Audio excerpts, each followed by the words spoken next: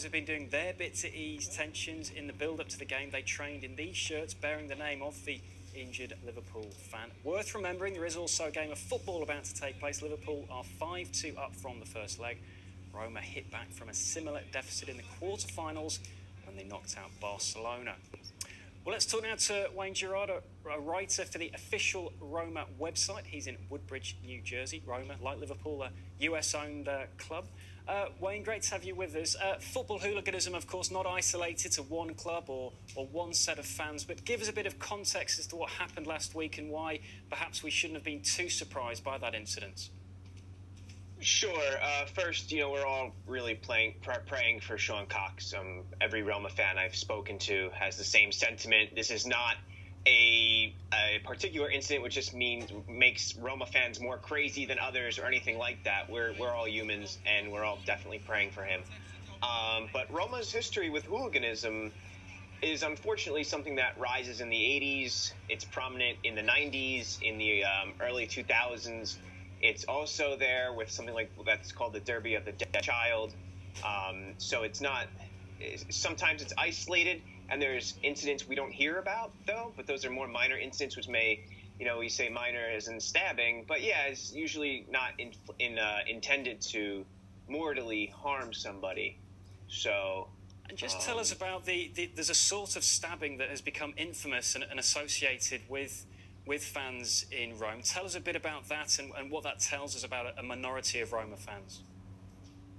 Sure. I think that's something that actually stems back to medieval times, where you would use a knife to stab somebody in the butt. And that's as trivial or as comedic as that sounds, it was meant as a way of kind of overcoming your adversary to show them that you're better than them in a way.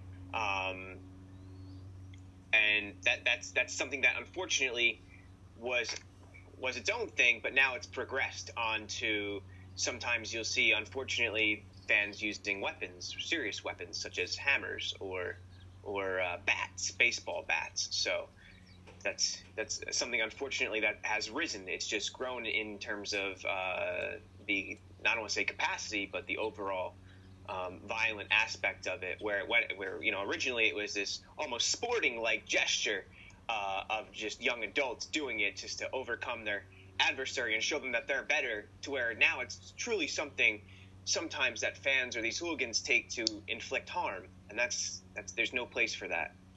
And the vast majority of Roma fans must, of course, be extremely frustrated that this minority of fans cast such a shadow over their team periodically.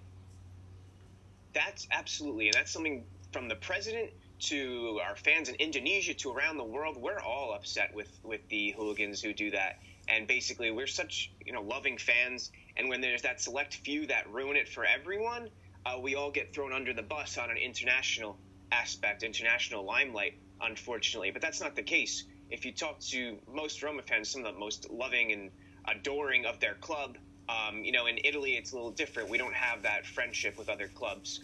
Roma fans tend to, we hate other teams. That's just how it is in Italy. It's campanilismo. It's love of your own city. Wayne, sorry to cut you off there. We're just running out of time here. Get in touch with us, of course, using the hashtag AJNewsGrid. You can tweet me at @AndyR_sports.